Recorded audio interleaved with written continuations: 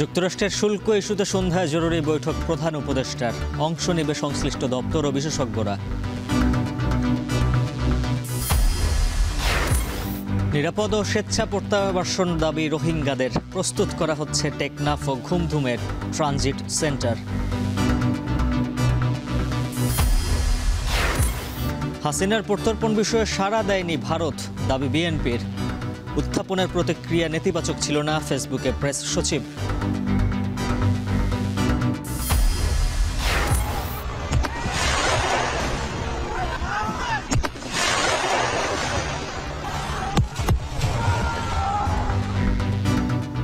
আধিপত্য নিয়ে শরীয়তপুরের জাজিরায় তুমুল সংঘর্ষ, শতাধিক হাত বোমা বিস্ফোরণ, আহত ৮, পরিস্থিতি থমথমে।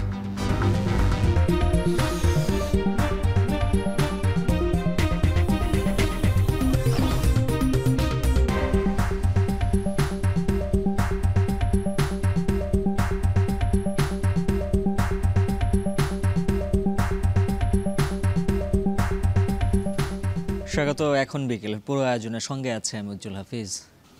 যুক্তরাষ্ট্রে বাংলাদেশি পণ্য রপ্তানিতে দেশটির উচ্চ শুল্ক আরোপ ইস্যুতে সন্ধ্যায় জরুরি বৈঠক ডেকেছেন প্রধান উপদেষ্টা ডক্টর মোহাম্মদ ইউনূস। যমুনায় সন্ধ্যা 7:30 হতে যাওয়া বৈঠকে অংশ নেবেন শীর্ষ পর্যায়ের বিশেষজ্ঞ, উপদেষ্টা এবং সংশ্লিষ্ট কর্মকর্তারা। প্রধান উপদেষ্টার প্রেস সচিব ফেসবুকে এক পোস্টে জানান, 37% শুল্ক আরোপের বিষয়টি সরকার পর্যালোচনা করছে, এজন্য যুক্তরাষ্ট্রের সঙ্গে যোগাযোগও হচ্ছে। ট্রাম্প প্রশাসন দায়িত্ব গ্রহণের পর থেকে দুই দেশের মধ্যে বাণিজ্য ও বিনিয়োগ সহযোগিতা বৃদ্ধির লক্ষ্যে আলোচনা চলছে জানিয়ে পোস্টে লেখেন, শুল্ক আরও যুক্তিসঙ্গত করার উপায় খুঁজে বের করতে দ্রুত পদক্ষেপ নিচ্ছে জাতীয় রাজস্ব বোর্ড। এর আগে গতকাল থাইল্যান্ডে বিমস্টেক সম্মেলনে চলাকালে যুক্তরাষ্ট্র সরকারের সঙ্গে আলোচনার মাধ্যমে শুল্ক ইস্যুতে ইতিবাচক অগ্রগতি হওয়ার প্রত্যাশা করেছিলেন প্রধান উপদেষ্টা। গতকালই দেশে ফিরে আজ এ নিয়ে আলোচনায় বসতে যাচ্ছেন ডক্টর মোহাম্মদ ইউনূস।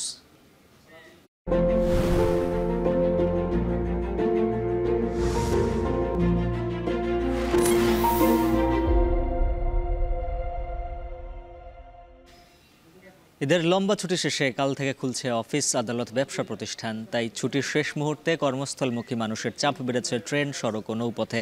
তবে ঈদ যাত্রায় ভোগান্তি না থাকলেও ফেরার পথে যাত্রী চাপে কিছুটা ভোগান্তি পোহাতে হচ্ছে। সকাল থেকে কমলাপুর স্টেশনে ছিল যাত্রী চাপ। নির্ধারিত সময়ে ট্রেন পৌঁছালেও যাত্রীরা বলেন ছুটির শেষ দিন হওয়ায় স্ট্যান্ডিং টিকিট দেওয়া হয়েছে, ভোগান্তি পোহাতে হয় যাত্রীদের। এদিকে সড়কেও মানুষের চাপ বাড়ায় চট্টগ্রাম মহাসড়কের ঢাকার প্রবেশ মুখে দেখা যায় যানজট। নৌপথেও যাত্রী চাপ ছিল। চাঁদপুর লঞ্চ ঘাট থেকে নির্ধারিত সময়ের আগে এই যাত্রী নিয়ে ঘাট ছেড়ে যাচ্ছে লঞ্চগুলো। নির্ধারিত আসনেই বাইরেও বহন করতে হচ্ছে বাড়তি যাত্রী।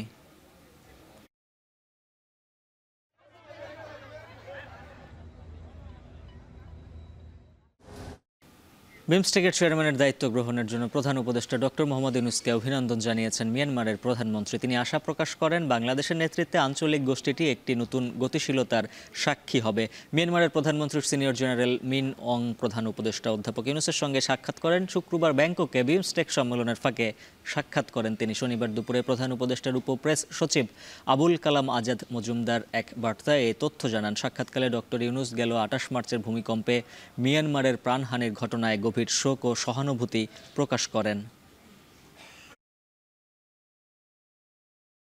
ব্যাংককে নরেন্দ্র মোদীর সঙ্গে বৈঠকে শেখ হাসিনার প্রত্যর্পণ বিষয়ে ডক্টর ইউনূসের উত্থাপনের সময় ভারতের প্রতিক্রিয়া নেতিবাচক ছিল না, ফেসবুকে মন্তব্য করেছেন প্রধান উপদেষ্টার প্রেস সচিব শফিকুল আলম। শনিবার প্রেস সচিব স্ট্যাটাসে লেখেন, দ্বিপাক্ষিক বৈঠকে নরেন্দ্র মোদী অধ্যাপক ইউনূসের প্রতি অত্যন্ত শ্রদ্ধাশীল ছিলেন। তিনি তার কাজের প্রশংসা করেন। বৈঠকে তিনি যা বলেছিলেন তার মধ্যে একটি ছিল, শেখ হাসিনার সাথে ভারতের সুসম্পর্ক থাকাকালীন ডক্টর ইউনূসের প্রতি তার অসম্মানজনক আচরণ দেখেছেন, কিন্তু ভারত ডক্টর ইউনূসকে সম্মান জানায় বলে মোদি মন্তব্য করেন। ভারতের সম্পর্ক বাংলাদেশের জনগণের সাথে কোনো একক দল বা ব্যক্তির সাথে নয়। দ্বিপাক্ষিক বৈঠকের সময় নরেন্দ্র মোদি বেশ কয়েকবার এমন মন্তব্য করেছেন বলে জানিয়েছেন প্রেস সচিব। প্রধান উপদেষ্টা ডক্টর মোহাম্মদ ইউনূস ও ভারতের প্রধানমন্ত্রী নরেন্দ্র মোদীর বৈঠকে শেখ হাসিনার প্রত্যর্পণ বিষয়ে ভারতের কাছ থেকে তেমন সাড়া পাওয়া যায়নি বলে দাবি করেছেন বিএনপির স্থায়ী কমিটির সদস্য সালাউদ্দিন আহমেদ। সকালে রাজধানীতে নিজ বাসভবনে এক সাক্ষাৎকারে তিনি বলেন, বৈঠকে দেশের স্বার্থ সংশ্লিষ্ট বিষয়গুলো নিয়ে আলোচনা হওয়ায় তাকে স্বাগত জানায় বিএনপি, তবে দেশটির কাছ থেকে এ নিয়ে প্রত্যাশা মাফিক সাড়া মেলেনি। ভারত বাংলাদেশের দুই দেশের প্রধান উপদেষ্টা এবং প্রধানমন্ত্রী যে বৈঠকটি হলো, এটা অনেকটা প্রত্যাশিত ছিল। এখানে বাংলাদেশের পক্ষ থেকে বাংলাদেশের স্বার্থকে সমুন্নত রেখে যে বিষয়গুলো উত্থাপন করা হয়েছে, সেটাকে আমরা সাধুবাদ জানাই।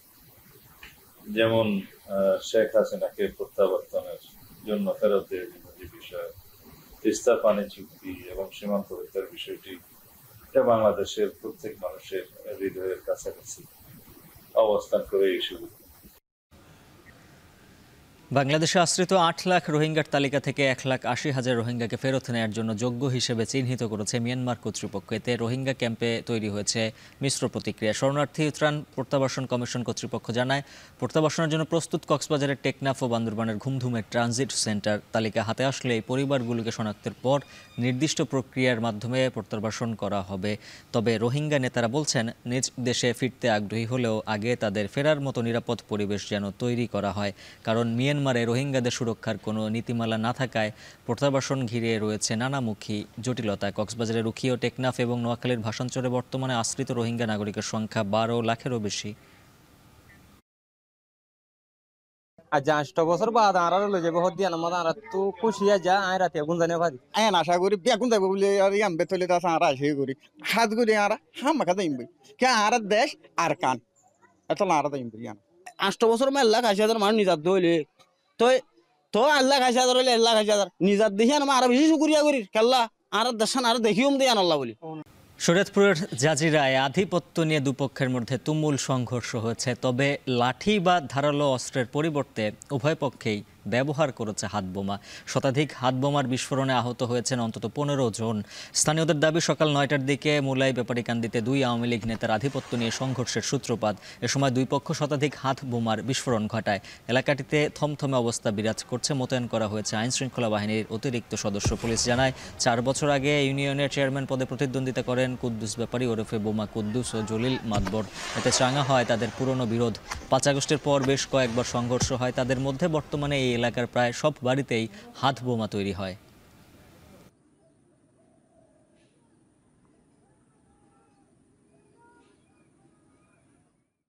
বাংলাদেশি গণমাধ্যমকে সত্য প্রকাশের মাধ্যমে বিদেশি গণমাধ্যমে হিন্দু নির্যাতনের মিথ্যা প্রচারণা মোকাবিলার আহ্বান জানিয়েছেন স্বরাষ্ট্র উপদেষ্টা জাহাঙ্গীর আলম। সকালে নারায়ণগঞ্জের লাঙ্গলবন্দে সনাতন ধর্মাবলম্বীদের মহা অষ্টমী স্নান উৎসব পরিদর্শন করে স্বরাষ্ট্র উপদেষ্টা আরও বলেন, বাংলাদেশে সবসময় সাম্প্রতিক সম্প্রতি আছে, তো প্রতিবেশী দেশের সাথে তুলনা করে বলেন, এরকম সম্প্রতি অন্য কোথাও নেই। ধর্মীয় ভাব গাম্ভীর্য যেন নষ্ট না হয়, সেজন্য সতর্ক থাকার আহ্বান জানান স্বরাষ্ট্র উপদেষ্টা।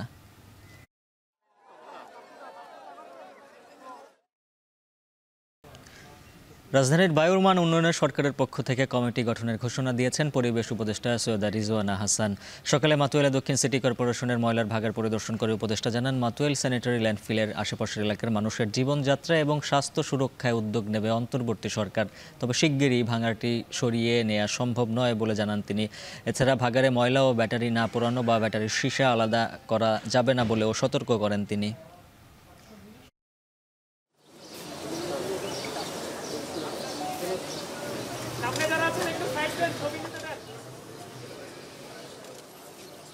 যুদ্ধবিরতি ভঙ্গের পর থেকে এখন পর্যন্ত গাজায় প্রাণহানি ১২৫০ ছাড়িয়েছে বলে নিশ্চিত করেছে গাজার স্বাস্থ্য মন্ত্রণালয়। এর মধ্যে শুক্রবার একই দিনে প্রাণ গেছে প্রায় ৯০ জনের। প্রতিদিন অন্তত ১০০ জন শিশু হতাহতের শিকার হচ্ছে বলে তথ্য দিয়েছে জাতিসংঘ। তীব্র হচ্ছে মানবিক সংকট ও ক্ষুধার যন্ত্রণা। সামরিক অভিযান জোরদার করে জিম্মিদের নেতানিয়াহু অনিশ্চিত ভাগ্যের দিকে ঠেলে দিচ্ছে বলে হুঁশিয়ারি করেছে হামাস। এদিকে গাজার পাশাপাশি অধিকৃত পশ্চিম তীরে দখলদারিত্ব অভিযান বাড়িয়েছে ইসরায়েল। গ্রেফতার করা হয়েছে ১৫,০০০ ফিলিস্তিনিকে। এত কিছুর পরও ইসরায়েলকে পূর্ণ সমর্থন দিয়ে যাচ্ছে ওয়াশিংটন।